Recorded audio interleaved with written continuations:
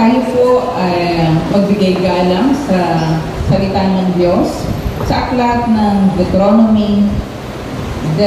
Deuteronomeo, Kabanatang 7, Talatang 9. Kaya't papatatandaan ninyong si Yahweh na inyong Diyos ay Diyos.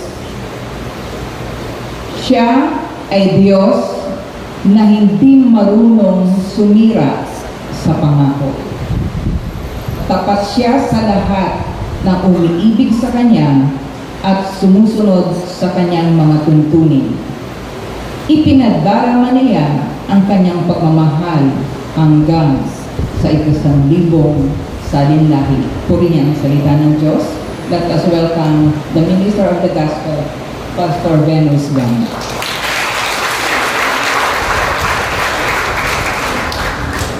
Salamat po, Pilyo. Napakaganda po ang araw na ito sapagkat nabigyan natin muli ng karangalan ng Panginoon. To God be the glory. Tayo pong lahat ay pumikit at hindi tayo nagabay sa Panginoon. Diyos na makapangyarihan sa lahat. Ikaw ang Diyos ng mga Diyos. Diyos na hindi nagbabago mula noon hanggang ngayon. Salamat sapagkat ang mga pangako mo ay tinutupad sa aming lahat na nagtatapat sa iyo. Lord, pinupuri ka po namin sa araw na ito, sa aming pag-aaral. Buksan mo po ang aming kaisipan, Panginoon, upang iyong mga salita ay aming marinig at matanim namin sa aming mga puso upang magamit namin sa aming pamumuhay pang-araw-araw. Pagpalain mo po kami lahat, pagpalain mo po ang iyong abang lingkod, sa iyo ang papuri at karangalan sa pangalan ng Jesus, ang nato ay magsabi na Amen. Palakpakan po natin ang Panginoon. Pili na tayo mo po. Sabi nga nila kanina yung word natin, mahiyain, ano? Alam niyo, sa totoo lang, pag kami nag-uusap nila Pastor Eric, totoo, hindi po kami mahiyain po talaga kami humarap sa mga tao. Pag ako nga, nag-ano kami, nag-deliver kami, pag nahuhuli kami ng pulis sa highway, nanginginig ng tuhod-tuhod. Grabe, ibig sabihin yung takot, yung hiya. Pero alam niyo po, pag nasa Panginoon ka, ay naalis talagang hiya. Amen. Hindi yung mga bata kanina, taga-sipat, purihin po ang Diyos, palakpakan po natin ang Panginoon sa kanilang buhay. Sila ay bata pa, mga bata pa sila at ginagamit ng Panginoon at nakita po natin, naalala ko po rin yung kabataan ko pa, sabi ko, walang spiritual life eh.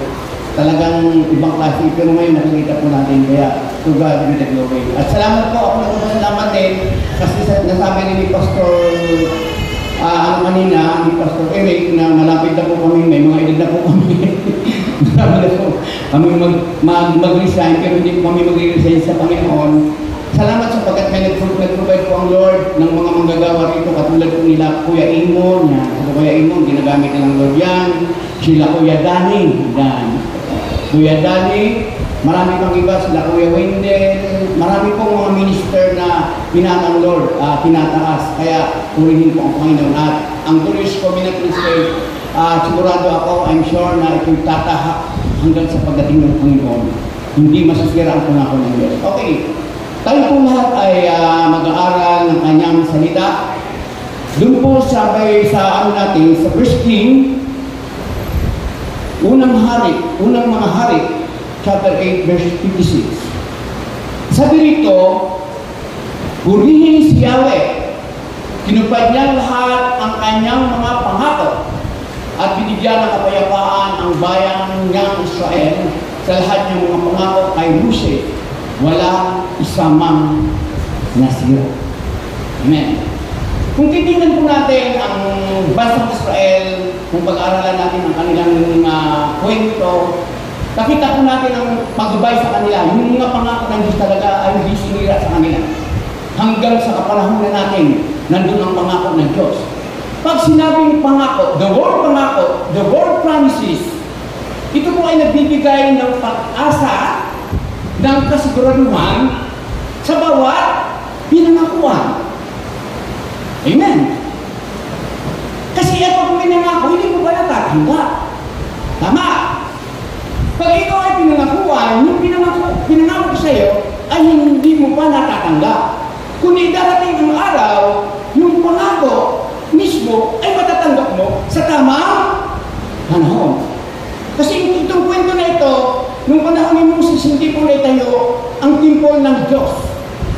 Moses to David, hindi talagang, kundi sa panahon ni Solomon, doon natin itayo ang temple ng Lord.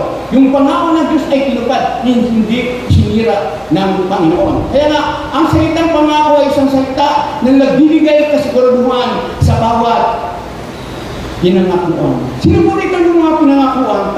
Pakitaas po ng kamay. Amen. Amen.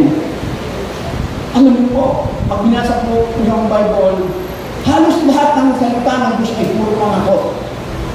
Kaya nga tayo mga Kristiyano, kung bakit ka nariyan?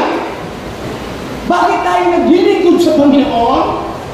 Bakit tayo nagtataga every Sunday pumunta sa Sunday service? Dahil may nangako po sa atin. Amen. Di ba may mga hangarin pa tayo na hindi tinutupad ng Lord? Tama. Pero nananatili tayo dahil alam natin sa panahon itinakda ng Diyos, ibibigay ito sa atin sa tamang panahon.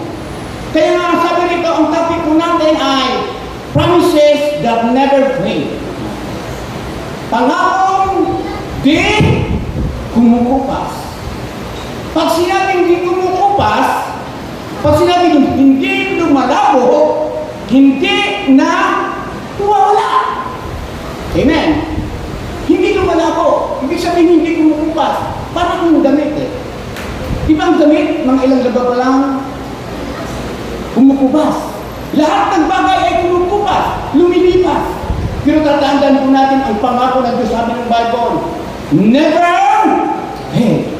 Hindi kumukupas, hindi nasisira, hindi lumalabo. Ang pangako ng Diyos ay nananatili.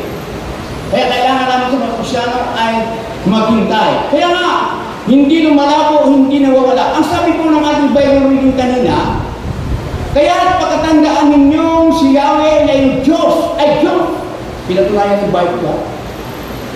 At siya ay Diyos. Tatlong bisis muli, pinapakita sa atin, nire-remind ng Bible na ang Diyos natin ay Diyos. At siya ay Diyos na hindi marunong sumira sa pangako.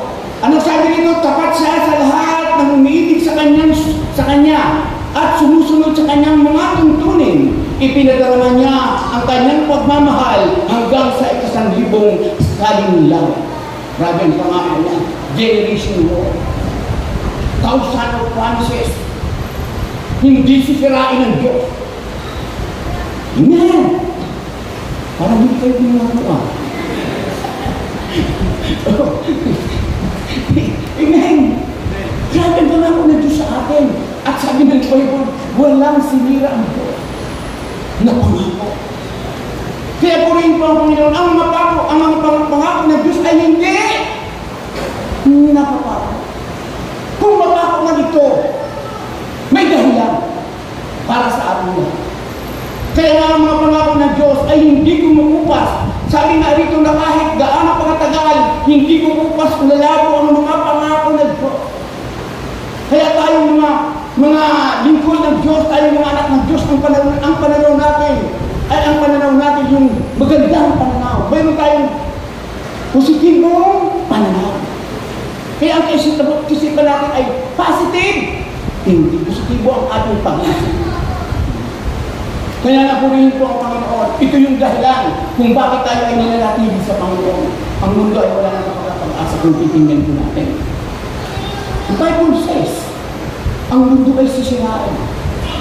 Pero kailanman ang salita ng Diyos ay hindi masira kahit isang tubig maiyaman. Ganun po ang pangako ng Diyos. Kaya pag ginawakan po natin ang pangako ng Diyos, I'm sure, tutuparan ito ng Panginoon. Kasi ang pangako ng Diyos ay hindi nasisira. Okay. Tutuparin ng Diyos ang kanyang pangako sa tamang panahon, sa oras ng pangangailangan. Kasi bakit sa oras ng pangangailangan? Kasi gusto ng Lord matas ang kanyang dakilang pangalan. Gusto ng Diyos maluwalhati natin siya. Di ba minsan nagigipit tayo, nawawalan tayo? At dumarating bigla ang pangako ng Diyos. Bakit inaalaw ng Lord na tumaganda? Para ipakita ng Diyos na kanyang pangako ay hindi lumalabo at hindi kumukupas. Ito'y laging sariwa sa bawat umaga. Amen! Amen! Kaya tayo malakas ang loob natin na kahit minsan nalubog na tayo sa karamdaman, sa mga problema at pagsubok, pero hindi tayo nawawala ng pag-asa. Ang pananawagan ay positibo. Bakit? May nangako na ang Diyos. Tutuparin niya ang kanyang pangako sa tamang panahon. Ganun po, sabi nga, minasabi ka, iiwanan ka ng lahat.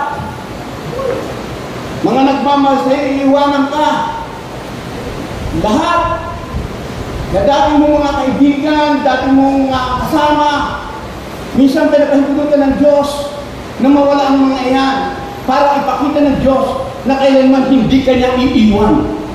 Kasi mararamdaman natin ang pangako ng Diyos sa kanyang kasama, magwala ka ng kasama. Tama. Totoo yun. Kasi pag may kasama ka pa, hindi mo maramdaman ang pangako ng Lord. Pero pag nag-iisa ka na lang, hahawak ka sa Diyos at maramdaman mo ang kanyang pangako para sa iyo. Hallelujah! Matindi ang pangako ng Diyos. Kaya yung po, ang pangako ng Diyos ay hindi nagbabago, hindi lumipas. Hindi ito katulad ng mga bata ng matinda na lumipas. Ang pangako ng Diyos mula noon hanggang ngayon, the thousand of generation, yung generation word, nandun ang pangako ng Panginoon. Kaya purihin mo ang Panginoon. Alam mo po, nung minididit ko ito kagabi, hindi ako makatulog. Sabi ko, napakakarap ng pangako ng Panginoon. Kasi lahat naman tayo dito, hindi naman tayo mga nasa estados ng mayayaman, hindi naman tayo sa estados ng matatalino. Pero purihin po ang Panginoon. Nakakapagtapos tayo ng pag-aaral ng mga anak. Amen! Oh, kuya ko ako. Dumating ako, wala pa yan eh. Ngayon, engineer na. Pangako ng Diyos yun. Sabi nga nila, may kasabihan, pag ikaw daw ay makapagtapos ng isang estudyante ng kolehiyo, pag kinumpit mo daw, ang gastos ay aabot ng 1,000,000. Kaya pag ikaw ay nakapagtapos ng kolehiyo, nakapagmana ka ng 1,000,000 sa kanya, kaya hindi pera, hindi edukasyon. Kaya purihin ko ang Panginoon. Yun po ay dahil sa mga pangako ng Panginoon. Okay. Ngayon, mabanggit po tayo ng mga ilang pangako ng Diyos. Mga ilang pangako ng Diyos. Promises of God. Okay, number 1. Yung mga ng Diyos sa binata na ako. Sorry po, medyo naano po siya sa sunod-sunod na gawain. Sabi dito, God loves endures forever. Ang pag-ibig ng Diyos ay walang hanggan. Ang pag-ibig niya ay hindi nagmamaling. Ang pangako ng Diyos mula noon hanggang ngayon ay hindi pa rin kumukupas. Mahal ka pa rin ng Panginoon. Pastor, kahit ako lumayo sa Diyos, kahit ako ay nagkamali, kahit hindi ko hinanap ng Diyos, mahal ako ng Diyos. Amen. Kasi minsan akala natin hindi tayo mahal ng Panginoon pag tayo ay nagkakamali, pag tayo ay lumalayo, akala natin hindi tayo mahal. Mahal ka pa rin ng Panginoon kasi ang pangako ng Diyos ay hindi kumukupas. Hindi kumukupas ang pangako ng Lord. Mahal tayo ng Lord. Sabi nga rito sa Isaiah 50:14, maguguho ang mga bundok at ang mga burol at mayayanig, ngunit ang wagas na pag-ibig ko hindi maglalaho. At mananatili ang kapayapang aking ipinangako. Iyan ang sinasabi ni Yahweh na nagmamahal sa iyo. Sabihin mo sa kapatid mo, mahal ka. Ang hindi sumagot ng ako, ito sa mahal ng Panginoon. Mahal mo tayo ng Diyos! Yeah! Sabi nga ng Bible, yung pinakikita ko nung nakaraan sa awit 53 verse, awit 103 verse 11, ang agwat daw ng lupa at langit, sukatin mo man, ay hindi kaya. Ganyan daw ang pag-ibig ng Diyos. Ibang klase, ano? Lupa at langit. Pag sinukapin ka, ganyan naman pag-ibig ng Diyos sa atin. Hindi kumukupat, hindi naglalaw. Matindi ang pag-ibig ng Diyos sa iyo. Kaya mahal tayo ng Panginoon. Kahit wala nang nagmamahal sa iyo, mahal ka ng Diyos. Amen. Kaya huwag tayong buwan ng pag-asa, ha? Ang buhay, kahit wala ka ng kasama, may nagmamahal sa iyo, ang Diyos. Kaya sabi ko nga, pag nag-isa ko, pumupunta ako sa Malaysia. Kaso, nag-iisa ka lang. Ang binibiro ko sa lahat. Kasi nag-iisa ko, kasi pag ginagawa kami ng aso, wala akong binibiro. Ang totoo yun, kasama ko ang Panginoon. Masarap po kasama ang Diyos. Tama! Masarap na kasama ang Panginoon sa lahat ng aspect ng ating buhay. Yun ang pag-ibig ng Diyos ay walang hanggan. Sabi rito, ito'y laging sariwa sa bawat umaga. Ang pag-ibig ng Diyos ay hindi na marami. Kaya tuloy po ako ng ganun po. Riniriman lang po sa atin kasi ang salita ng Diyos. Paulit-ulit naman ito eh. Paulit-ulit na sa ating pinapahayag. Bakit? Para ma-remind natin. May remind sa atin ang kanyang pag-ibig. Amen. Ano ang aral? Ang aral po dito, ang sabi po dito sa akin yung sinulat, hindi mo man mahalin ng Diyos, mamahalin ka pa rin ng Diyos. Agree po ba kayo dyan? Hindi mo man hanapin ng Diyos, hahanapin ka ng Diyos. Magtago ka na sa sinapupunan ng iyong nanay. Taguan mo ang Diyos. Pagpasok mo sa sinapupunan ng iyong nanay, nandun ang Lord. Katulad ni Jonas. Ganun tayo kamahal ng Panginoon. Eh, ang aral dito, yung po, mahal ka ng Panginoon. Hindi nagbabago ang kanyang pagmamahal. Pangalawa po, mercy to repent. Minsan nakakalimutan na natin eh, ang paghingi ng tawad sa Panginoon. Amen? Akala natin okay lang dahil Christian na tayo. Pag nagkakamali na tayo, alam naman natin na pinapatawad na tayo ng Panginoon. Pero nakakalimutan natin humingi ng tawad. Kaya nga sa prayer natin, lagi tayong humingi ng tawad. Forgive me, Lord. Forgive me, Lord. Forgive me, Lord. Alam mo po, isang tao lagi humingi ng tawad sa Diyos, yung tanda na siya ay marunong magpakumbaba. Masarap po ang laging humingi ng tawad sa Panginoon. Sabi nito, awa na magsisi. Ang sabi ng mga awit, 86, chapter 86, verse 5. Mapagpatawad ka at napakabuti sa magdumadalangin at sa nagsisisi. Ang iyong pag-ibig ay wala na. Kapita niyo, ang nagsisisi. Kaya mga magulang ng kapatid, di ba natin, alam mo, di natin mapiperfect ang buhay natin. Lahat tayo, sabi nga, lahat ng tumatay dito, sinasabi natin, hindi tanda perfect ang buhay natin. Pero ang Diyos kinabigay ng pangako na hindi kumubukas, magsisi, repent. Humingi ng tawad every day at ang gusto man ng magpapatawad. Sabi ng Christian 1:9. Sabi ng Christian 1:9? Yun. Subalit kung papahayag natin yung ating mga kasalanan, patatawarin tayo ng Diyos sa mga ito at linisin tayo sa lahat ng ating kasalanan sapagat siya ay tapat at matuloy. Kaya mga magulang, napakasarap po. Kasi kung hindi ka pa ng Diyos, spiritual, physical, emotional, nandulan ang pangako ng Panginoon. Grabe ang Panginoon magmahal sa atin. Kaya lang sabi ng awit yung ginamit ni Pastor ng nakaraan sa awit 103, verse 12. Sa kanluran. Ano sabi doon? Sa kanluran, di ba? Sabi rito, kung gaano kalayo ang silangan sa kanluran, gayon din niya inaalis ang ating kasalanan. Ang layo ng kanluran at silangan, ganun lang katindi ang pag-alis na Diyos sa ating mga kasalanan. Kaya purihin po yung po ang mga pangako nito. Kaya huwag tayong atubilin lumapit sa Panginoon sapagkat siya po ay handang tumupad sa ating mga pangako. Alam niyo, gusto ko lang pagkwento sa inyo. Actually, lagi ako nag-pray na lahat ng mga ministers ay pagpalain. Amen? Kasi nakakatawa ko sa aming mga pastor, pag nakikita namin yung mga kasama namin, napipalain ko. Oo. Natutuwa ko kami. May mga negosyo sila, umuulat ang buhay, nagkakaroon ng mga sasakyan, ginagamit sa Panginoon. Nakakatuwa dito ba? Hindi ko ba tayo dito eh? Hindi, dapat. Dapat hindi tayo nag-hindi. Dapat ipagpasalamat tayo pag may tinataas. Ako natutuwa ko eh.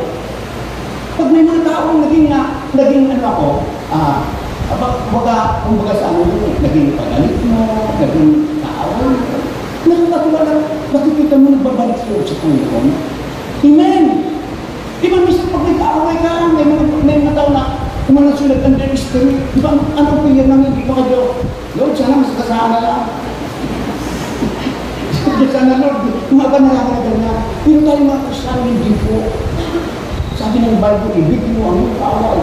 Ipapanalangin ko natin sila na pagpalain. Amen. Amen. Yung po ang gusto mo. Kasi pag maranasan mo yun, ikaw na ang taong pinakamayaman sa mundo. Totoo yun. May kapayapaan sa puso mo. Mararamdaman mo yun. Mararamdaman mo. Kaya ngayon po, sabi rito, mercy to repent, awa na magsisi. Kung gaano kalayo ang sinangan sa kanluran, gayon din niya, inaalis ang aking kasalanan. Alam niyo po si David. Alam niyo, kilala niyo naman si David, alam? Oh. Kilala niyo ba si David sa Bible? Hindi nyo nagtitinda ng pandesal sa kanto, ha? Si David po sa Bible, siya yung tinuksong, nagkasala, pero humingi ng tawad sa Panginoon. Ano ang nangyari? Ang kanyang anak ng Solomon, siya ang tumanggap ng pangako ng Diyos. May kayo ang pili. Bakit? Dahil nag-repent po siya sa Panginoon. Amen. Kaya kailangan natin mag-repent sa Lord kung tayo ay nagkakamali. Ang aral? Ang aral nito, pag tayo nagkakamali, nagkasala, nandiyan ang Diyos para tayo ay patawarin. Kaya huwag tayo magkatubling humingi ng tawad sa Lord. Sabagat lahat naman tayo nagkakamali. Lahat tayo nagkakasala. Sabi ko nga, walang perfecto sa atin. May perfectong pangalan. Pero walang perfectong tao. Napurihin ko ang Panginoon. Grabe ang pangalan ng Diyos. Alam nyo, I'm proud na to be, hindi ko pinagsisihan ako yung mag-isang pastor. Amen. Alam nyo, sabi nga ng manunong ko niya, Isaiah, kung may pagkakataon siya magpastor, kasi gusto rin magpastor eh. Gusto magpastor. Magpapastor daw siya. Sabi, good, very good. Tapos itong anak ko naman na sila, dati hirap. Hindi ko naman promises ng Lord yan eh. Ito naman si Ma. Talagang grabe siya sa tutok siya. Purihin ang Panginoon dahil sa mga panalangin natin, hindi mo ang Lord. Nagagamit na rin para malawalakin ang Panginoon. At sabi ko, mabibigyan din siya ng pagkakataon na matulad sa akin, tutulanan niya ako. At nung ako rin na si Jensen Ganun, alam mo, napakasarap ng maramdaman mo. Ito yung pinakamasayang buhay sa isang Kristiyano. Maramdaman mo mga pangako ng Diyos na kanyang tinutupad. Amen? Masaya tayo. Diba sa atin dito may mga gusto pumunta ng ibang bansa? Nakakapunta sila, pangako ng Diyos yan eh. Amen? Pangako ng Diyos yan eh, hindi natin. Akala kasi natin, ang mga pangako ng Diyos, yung lang mga makikita natin, alam mo may mga bagay na pangako ng Diyos na minsan hindi natin alam. Yung bigyan ka lang ng Diyos ng biglang pagpapala, mga pangako ng Diyos yun na hindi natin alam. Kaya nandito ka lang, pangako ng Diyos yun eh. Amen? Marami na po mga Krisyano na hindi mo atin. Kung po, magpasalamat ka sa Diyos kung nandito ka. Sabihin mo sa katabi, salamat sa Diyos nandito ka, sabihin mo.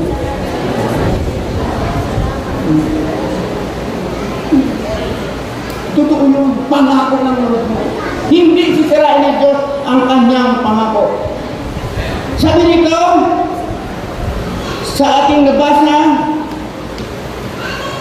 pag tayo nagkakamaling, nagkasala din ng Diyos para tayo ay patawarin. Pangatlo, God will never leave us. Hindi tayo, ang sabi nito, hindi tayo basta iiwan ng Diyos. Amen? Hindi tayo basta iiwan ng Lord. Pag ikaw ay anak ng Diyos, I'm sure, hindi ka iiwanan ng Panginoon. Ang Diyos ay open siya eh. Para pares ng alimugan ng anak, di ba? Yung alimugan ng anak, kinuha ang mana, hiniyakan ng kanyang ama. Sige, kunin mo kung magay, malis ka kunin, ibigay sa kanya. Eh, palibasa, hindi niya kasama kanyang tatay, walang magagawin sa kanya, nasamuha ang kanyang buwan. Tama. Nung bumalik siya sa Diyos, ay nung bumalik sa kanyang tatay, tinanggap pa siya. Yes. Ikaw ba tinanggap ng Diyos? Yes. Hindi ka iiwanan, hindi ka pababayaan ng Panginoon. God will never leave you. God will never leave us. Hindi ka iiwanan ng Panginoon. Yung po ang pangako ng Diyos sa atin. Kaya pumilin po ang Diyos. Kaya sabi rito sa Bible, sa Hebrews 13:5, huwag kayong magbukhang pera at masiyahan na kayo sa anumang nasa inyo. Makuntin ko na tayo. Sapagkat sinabi ng Diyos, hindi kita iiwan ni pababayaan niya. Ang tao pag maraming pera, maraming kaibigan, maraming nagmamahal. Pero minsan dumating ang panahon. Pag ikaw ay wala ng pera, sabi nito, pero pag dumating ang panahon, pag wala ka ng pera, nagkasakit ka pa, nawawala na sila. Tama. Eh nakita ko pa sa Facebook yung magulang nila, anak, inaano eh, pinapalayas. Grabe ano? Pero tatandaan ko natin, anumang sitwasyon ang mangyari sa atin, hindi ka iiwan ng Panginoon. Amen. Nakatulala na kayo sa akin. Okay lang. Kasi lang yun, ang mahalaga, nakikinig kayo sa salita ng Diyos. Sapagkat ang mga anak daw ng Diyos ay nakikinig na kanyang salita. Pag hindi ka nakikinig ng salita ng Diyos, pag hindi ka nakikinig ng salita ng Diyos at sinasalangsang mo salita ng Diyos, hindi ka anak ng Diyos. Tama? Hulihin po. Okay, yun po. Hindi tayo papabayaan. Sabi ng Deuteronomy chapter 31 verse 6, magpakatatag kayo at takasanin niyo ang inyong loob. Huwag kayong matakot sa kanila, sapagkat sasamahan kayo Yahweh na iyong Diyos. Hindi niya kayo iiwan, ni pabayaan niya. Kaya kahit pagtulungan tayo, kahit nag-iisa ka na lang, at marami lang gustong sumira sa iyo, huwag kang mag-alala. Ang kapangyarihan nila ay hindi kayang kapangyarihan ng Diyos. Pagkasama mo ang Diyos, kaya kang ipagtanggol ng Panginoon. Amen! Amen! Magaling sila sa ako sa ikaw, kasama mo ang Diyos. Sino ang laban sa iyo? Wala. Ang pangako ng Diyos, tutuparin niya sa tamang panahon. At maniwala kayo, sabagat ang pangako ng Diyos ay hindi kumukupas, hindi lumalabo, hindi nawawala. Tiis-tiis lang ang magulang at kailangan lang po natin mag-tiis. Okay. Hallelujah. Ang Diyos kahit anong sitwasyon, hindi ka iiwanan. Ang aral po dito, sabi, sa aking binigay, ang aral, iiwan ka ng lahat. Totoo naman yan eh. Pero hindi ka Diyos. Yun po ang dapat natin tandaan. Kasi, sabi ko sa inyo, pare-paras naman tayo mga tao eh. Pare-paras naman tayo may mga damdaman. Dumalat naman tayo. Pero, grabe. Kaya tayo na nagiging sa pagkat nagiging tayo, kaya nagiging tayo. Pang-apat, needs met. Hindi kami ha, kasi gulano sa parto, baka sabihin, kailangan ang kami. Sa tagal na po yun, tutugunan ang pangangailangan natin.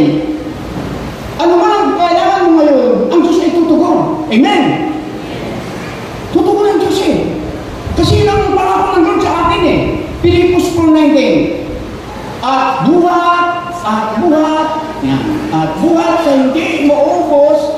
kayamanan ng Diyos, ibibigay niya ang lahat ng inyong kailangan sa pamamagitan ni Kristo. Anong sabi? Lahat ng mga kailangan. Kailangan mo kagalingan, lahat ng bagay, pinansyal man ito, ibibigay ng Diyos. Bukat sa kanyang kayamanan, hindi mo ubos, kailangan ka doon, ibibigay niya ang lahat. Kaya punihin po ako. Wala tayong may dadahin sa Panginoon, grabe ang promises ng Lord. Sabi po, nagpinto rin po ako sa inyo ng mga panahon na talagang nag-aral ng dalawa kong anak, si Mala at si Joy, sabihin ko ninyo. At po rin po ang Panginoon, nakapagtapos po sila ng management sa Lako. Ano kayo na pinag-aralan nila? Tawag doon, private. Kapulad natin nakapag-aaral ka sabi, ugad-bidad po rin. At sa mga panahon na yun, sabi, pero mga Christian ako na nagilipin ako sa loob. Naging ako ng nagsimula doon ng buwain sa kubo. Kasama na namin si Ate Jo. Ate Jo, sila Ate Jo doon, sila Ate Ana sa baba. Hanggang bigyan tayo ng ganitong pangako ng Lord ng timpong na ito. At may higit pa na pangako ang Diyos dito. Hindi kaya hindi po natin. Kasi dumadami na tayo. God will provide. Amen? Ayaw mo yata naman. Mas malaki pa rin ang simbahan. Amen? Bibigyan tayo ng Lord. Alam niyo, mga panahon yun, talagang ito, tanggutang din ako. Kasi mahirap magsabayang college. Mahirap pala rin pag sana ko, pag nagpaaral ka, maraming dati. Pero hindi po ang Panginoon, yung mga pagpapasok na ko. Yung mga utang-utang namin, nabayaran ko doon.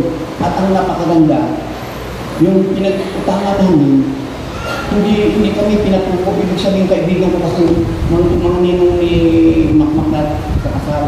Nilapitan ko sila at purin ko ang Panginoon. At minsan, nilapit ako sa aming company sa Lala. Bukas wala lang kami ng balat para tumulong sa amin. At yun po, at nakita ko yung pangako ng Diyos hanggang sa unti-unti, tinataas ang buhay natin. Amen? Tinataas ko ang buhay natin. Yun po ay pangako ng Panginoon. Kaya pag tayo nag-atuling lumapit sa Diyos, sapagat ang mga pangako ng Diyos, talagang makikita po natin. At marami pa tayong mga kasamahan dito na talagang makakatapagtapos ang pag-aaral ng kanilang mga anak. Okay, sabi dito, pag nagbibig at nangangailan, kanino dapat kumapit? Walang sumasagot siguro po. Sa Bombay kayo yung malapit, ano? Pag nagigipit at nangangailan, kanino tayo lalapit?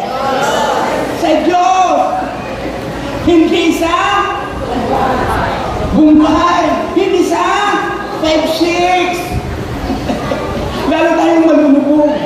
Alam niyo mga magulang at kapatid, pag nananalangin ka sa Diyos, bibigyan ka ng wisdom ng Lord kung paano ka gagawa ng diskarte.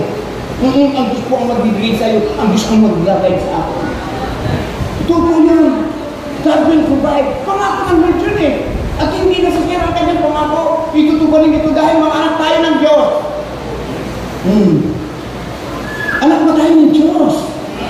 Mga anak tayo. Kaya purihin pa ang Panginoon. Sabi nito, pang nagkikipit at nangangailangan sa Diyos kumapit. Ang aral po dito, ipinapakita ng pangako ng Diyos. Ang aral na ipinapakita sa atin ng Lord, lahat ng pangangailangan natin ay tutugunin ng Diyos. Kaya kung may sakit na ngayon, may pagkulang ka pinansyal, lahat-lahat na problema mo, may pangako ang Diyos dyan. May katapat na pangako ang Panginoon. Sabi dito, sa ating pag-aaral, needs, tutugunin, kakatagpuin ng Diyos ang ating pangangailangan. Amen! Amen. O, bigyan natin ng malakas ang Panginoon para hindi tayo. Amen. Kasi ano tayo eh, kakabutin tayo ng tanghali. Kaya naman bang tanghali? Mga 20 puntos to eh. Okay, sabi rito, lahat ng pangailangan natin ay tutugunin ng Diyos. Panglima, strength for the way. Lakas sa mga pagod na napapagod at nangihina. Pakitas po ng kamay ng mga napapagod at nangihina. Pag hindi ka tumaas, robot ka. Amen? Pag hindi ka tumaas, bakal ka. Kahoy ka. Tayo na. Kahit gaano mo kalakas. Kahit na ikaw ng pinakalakas sa mundo, ikaw ng pinakamarunong lahat, ay nasa tayo na. Dumarating ang panahon na mapapagod ka rin. Manghihina ka rin. At ang mahirap ito, na yung mga inaasahan mo na tao, tutulong sa iyo. Nanghihina ka na. Akala mo may kamay, kang nahawakan. Pero paghawak mo, wala pala. Anong mangyayari sa iyo? Dahil nanghihina ka na. Pag hinawakan mo kamay, kung hindi mo hawakan, iniwanan ka, malulog mo. Amen. Tama. Paglapit mo naman doon, gano'n naman. Pagod ka na. Pero may nako ang Diyos, mga magulang at kapatid. Bibigyan ka ng lakas pag ikaw ay nanghihina. Pag ikaw ay napapagod, bibigyan ka ng lakas ng Diyos para mapagtagumpayan mo ang kapaguran mo at ang kanya. Kaya pag nag-usap kami ng Ate Margie, nandito ba si Ate Margie? Grabe ang pagsubok. Pag-usap-usama po natin sa panalangin si Ate Margie, sunod-sunod. Pero nandito po siya ngayon, dapat siya ng umaking bakit ang pangako ng Diyos ay hindi kumukupas, hindi lumilipas. Ang salita ng Diyos ay nagsasabi sa atin, nagbibigyan ng kalakasan para tayo ay magpatuloy. Kahit tayo ay napapagod, kahit tayo ay nanghihina, tatayo ka, dahil ang Diyos ang tatayo sa atin, hindi ka na. Hindi po, ang Diyos ipasli sa atin ng Diyos. Paggasgas ng tulog natin, ang isip natin ay malabo na, pati buto natin ay, kumbaga, andyan po ang Diyos, nagbibigay ng lakas sa mga pagod at nanghihina. Di ba ang tao pag nagsobrang gawa, napapagod siya? Pag maraming kailan napapagod ang tao, pag sobrang ang gawa, ano mo ba, pag marami din pasaway, nakakapagod din. Amen! Mas matindi ang stress kung papagod. Mas matindi ang stress kung pahina. Kaya mga anak na narito, huwag kayong magpaisip sa mga nanay niyo. Oo, nakakapanghina. Nakakapagod. Pag maraming pasaway, pag maraming problema lang po. Pero ang pangako ng Diyos, ang sabi ng Isaiah chapter 40 verse 29 to 31, ang mga mahina, mga napapagod ay kanyang. Hindi na kayo makapagsalita, mahina na, ay kanyang. Kala ko mahina, malakas pa pala. Kahit ang mga kabataan ay napapagod at nalulupay-pay, ang sabi nun, ngunit, muling lumalakas. Magklase ano? At sumisigla ang mga nagtitiwala kay Yahweh. Lilipat sila tulad ng mga agila. Sila'y tatakbo, ngunit hindi mapapagod. Sila'y lalakad, ngunit hindi mangitim. Ibang klase. Marami kang problema, ibigay mo sa Lord. Marami kang kasubok, ibigay mo sa Lord. Marami kang dinadaanan, negatibo, ibigay mo sa Lord. Para lumakas ka. Kasi pag pinisan mo sarili yan, manghihina ka, mapapagod ka, ibigay natin sa Panginoon. Kaya nga may kasabi natin ng mga pastor, pag pumunta kayo sa church, dalhin yung problema sa bahay, lahat ng problema, isakot ka na. Tapos makita ko din sa daanan, bibit-bit ka na sa akin. Pastor, ano bit-bit ko? Isang sakong problema, wala naman, hindi naman talaga nakikita ang problema eh. Kasi ang tayo nga Kristiyan, hindi naman halata pag may problema tayo. Kaya magpagsubok tayo. Pugi pa rin tayo at magaganda. Tatara ko nun sa ano, pumunta kami sa Chipat kagabi. Sabi niyo, kung siya na nanalo, pinanalangin nila pastor nung pumunta kami, pinanalangin nila pastor yung kunsihan, inabis na hindi nanalo. Tatlong terms na, mga kasipat. Nung ipag-pray, nanalo. Ibang klase, baka ako sa kanya yun. At ito ang sabi, lumating pina ko eh, hindi ko na. Sabi, hindi ko lang pastor, ulam na.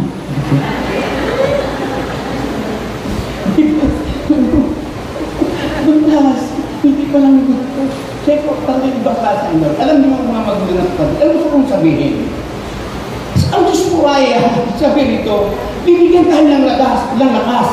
Maraming mangyayari sa ating buhay upang tayo ay mapagod at manghina. Mga pagsubok, problema, karamdaman, kawalan. Pero tatandaan po natin, ang Diyos ay laging nangyayari, ang kanyang pangako ay hindi lumilipas. Ang sabi ng aral dito, bibigyan tayo ang aral, bibigyan tayo ng lakas ng Diyos sa panahon na tayo ay napapagod at hindi. Kaya kailangan po natin laging magpalakas sa Panginoon. Kung gusto nyo lumakas sa Lord, lumapit kayo lagi sa Panginoon. Amen. Kung nasaan ang gawa ay nandun po ang Diyos, dapat nandun po kayo. Okay. Pang-anim, marami pa, no? Comforting presence. Nakakaaliw na presensya. Pangako ng Diyos. Aaliwin kita. Aalalayan kita. Napakasarap po sa Lord pag nandun ka. Ano po, ang kadalasan natin, nagkakaroon tayo ng kalungkutan. Pag marami tayong problema, namamatayan tayo, may pagsubok na grabe, at marami kang iba. Di ba po parang nabubulyo ka na? Kaya minsan maraming tao na, katulad ng taga-gawin, may kawayan, yung sinunod na tatlong bata. Diba? Ang nanay? Ang asawa doon. Ayaw ko mag-Jesus. Pulis to, ang pinubayaan siguro. Kaya mga tatay, mahalin natin ang ating mga asawa. Ang ayaw ng asawa natin, gawin natin. Kung gusto ka naman ng ayaw, kung ayaw na maglagawa ng asawa mo, ikaw na maglagawa. Kung ayaw na magsain, ikaw ang magsain. Kung ayaw na mamalingki, ikaw na magmalingki. Gawin natin. Tama. Kaya yun po, punuin po ang Panginoon. At ipinapakita po sa atin, yung kahit Facebook lang, may aral po sa atin yan, para matutunan po natin. Kaya, malaking tulong po sa atin ang huwag ang gagamitin natin sa mali. Okay, kaya yun po. Siya po ang may comforting presence, nakakaaliw na presensya. Sa oras na tayo ay nabubuli na, huminsa ka sa Panginoon, mag-worship ka! Huwag kang makipag-chismisan! Huwag kang mag-imarites! Di ba pag may malalim tayo na problema, ang iniisip natin kaagad, hindi natin naiisip yung makipag-ugnayan ka sa Lord, makipag-worship ka sa Lord, makipag-push ka sa Lord. Ang iniisip natin, sabihin kaagad natin doon, sa katabing bahay natin. Tama. Comforting presence, ang loob ko, ang mag-comfort sa iyo. Ito ko may mga tao, ako may mga tao nila lapitan para i-comfort ko. Pero mas maganda po ang Diyos ang lapitan natin para i-comfort tayo. Sapagkat sa Diyos may presensya na mag-comfort sa atin. Sabi ng Bible sa Matthew 5:4, pinagpala ang mga nagdadalamhati sapagkat, ano sabi? Aaliwin sila ng Diyos. Nagdadalamhati ka pa ngayon? Sino rin ngayon ang nagdadalamhati? Nalulungkot. Ay, salamat sa Diyos, wala. Mga anak talaga tayo ng isa. Pero ang pangako ng Diyos hindi kumukupas. Sabi rito, pagpapalain ka, pag ikaw yung nagdadalamhati sapagkat pangako ko namin Panginoon. Okay, ano ang aral? Ang aral po dito, pag marami na tayong suliranin, aalumin tayo ng presensya ng Diyos. Masarap yata umawit. Kahit bali-bali, minsan nag-awit sa amin. Nag-awit po sa kasipat Ang mga ibon na lumalangoy.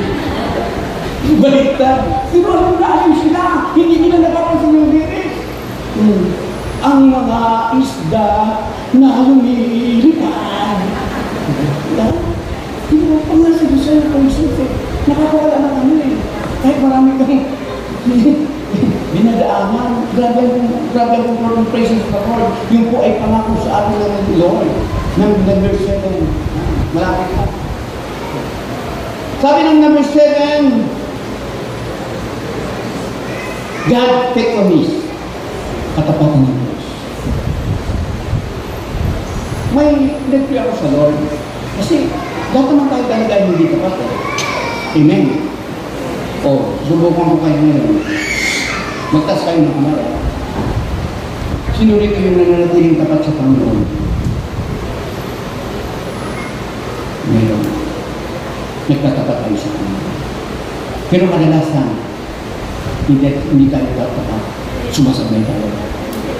Tama? Tama. Anong gusto kong ipaabot sa inyo? Ang Diyos ay tapat. Sabi ng 1 Corinthians 1:9, tapat ang Diyos na tumawag sa inyo upang makipag-isa sa kanyang anak na si Kristo na ating Panginoon. Siya ay tapat.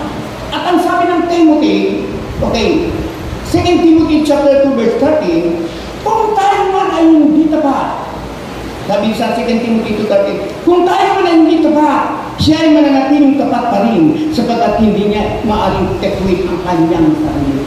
Minigit ko niya ito. Sabi ba kung hindi tayo tekwit ang sarili? Sarili ba ito nyo? Tayo po nyo. Sarili tayo nyo. Kasi tinanggap natin siya bilang Diyos at tagapag. Because hindi kaya tayo itakwit. Kaya kahit hindi na tayo tapat, tapat pa rin ang Diyos sapagkat anak ka ng Diyos. Hanggang sabihin mo, Pastor, lumalakas ang loob namin, hindi maging tapat. Huwag po, pagsumikapan natin ng maging tapat. Sapagkat ang sabi ng Bible, Matthew 10:22, Matthew 24 verse 13, ang manatiling tapat hanggang bukas ay siya ang malis. Pagsikapan ito. Na kahit pumakalpat tayo minsan, huwag natin maging na niyo. Isabi ng Bible hindi maging tapat, huwag natin gawin ng lisensya ito. Kundi ang gusto ng Diyos, pinapaalala sa atin ang kanyang mga pangako. Ngayon na hindi pinubukas para hindi tayo mawala sa kamay ng Panginoon. Okay, anong aral?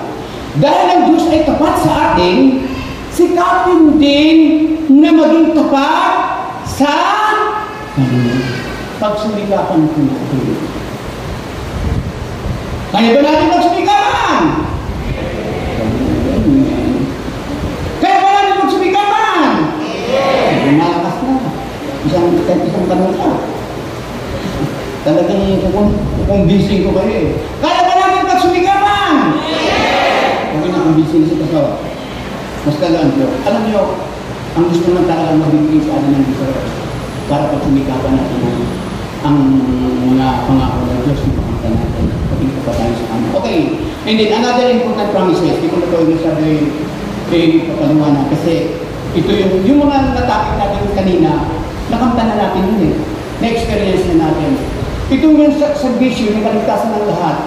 Hinihintay pa natin ay yung talagang pagliligtas ng Panginoon at yung eternal life hinihintay pa natin. Kaya nga mga magulang at kapatid, habang na tayong naririto sa lupa, yung pangako ng Diyos napaka-importante. Dapat nga sinabi ko sa inyo kanina, dapat ang isang Kristyano ay nanatili sa Panginoon. Para makamta natin ang total salvation na galing sa Lord. At makamta natin ang eternal life. Di ba sabi ng Bible sa John 3:16, minsan hindi na natin ito pinapasin na John 3:16 17 kasi akala na tayo, tapos sabi na natin yung pero napakaganda pong verse. Sabi ng Bible sa John 3:16-17, sapagkat gayon lamang ang pag-ibig ng Diyos sa isang katauhan, kaya binigyan niya ang kanyang kaysa isang anak upang ang sino mang sumampalataya sa kanya ay hindi mapahamak kundi magkaroon ng buhay na walang hanggang. Isinugo niya ang Diyos. Isinigo ng Diyos ang kanyang anak, hindi upang hatulan ng parusa ang sanlibutan, kundi upang iligtas Kristo sa pamamagitan niya. Yun po ang hinihintay natin. Maghihintay po ba tayo? Pagod ba tayo? Hintay. May salita tayo natin. Okay, sa ating pagkatapos. Ang sabi ng Hebrews 10:6, kinakailangan kayo'y, okay, gusto ko kayong magbasay. Lakasan nyo 1, 2, 3.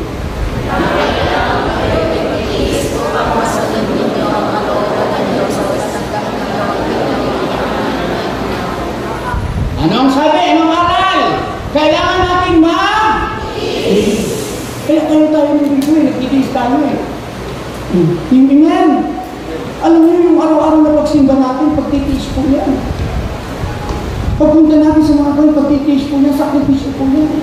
Kailangan natin magtiis para yung mga pangako ng Diyos ay makamta natin. Anong pangako ng Diyos? Pag nandito ka, seek first the kingdom of God and His righteousness, and all these things shall be added on. Pangako ng Diyos Kaya tayo nagpipis kahit mahirap. Pero mahirap ka. Mahirap ka pero mayaman ka. Ibang topic mo. Mahirap ka pero mayaman ka. Kaya ngayon po, yun po kailangan natin ma-tiis. Hebrews 10:23. Okay.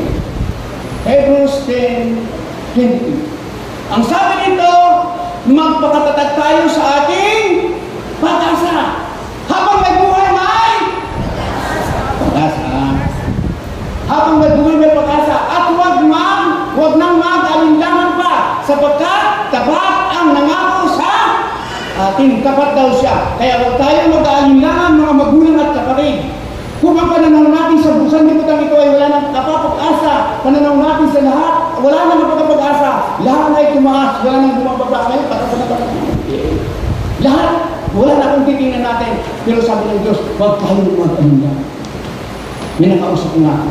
Kahit ang kuryente nga, grabe ang taas ha. Dati binibayaran lang namin 6,000, ngayon umabot na 2,000. Pero huwag tayong mag-alinlangan. Nakakabayad pa tayo, kaya tayo. Amen! Amen! So, sino rito mapuputulan na ng kuryente?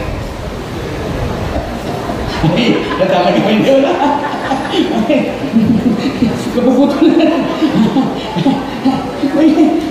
Talagang nga, Lord, thank you. Walang mapuputulan. Talagang po na akong tinutupad. Kaya yung po kailangan natin magpakatatag sa ating pag-asa at huwag nang mag-alinlangan pa sa pagkatapat ang nangako sa atin. Anong aral?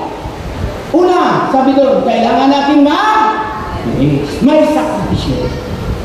And then, para matanggap natin ang kailangan natin magpakatatag. At kailangan natin huwag mag-alinlangan. Yung po ang aral sa atin. Magtiis, magpakatatag, at huwag mag-alinlangan. Kahit pag-alinlangan ang lahat, basta ikaw, huwag kang mag-alinlangan. Ang pangako ng Diyos ay laging sa iwa. Ang pangako ng Diyos ay hindi lumalabo. Ang pangako ng Diyos ay hindi nagmamaling. Nakikita po natin, hindi lumalabo ang pangako ng Diyos. Palapakan po natin ang Diyos. Hallelujah. Hallelujah.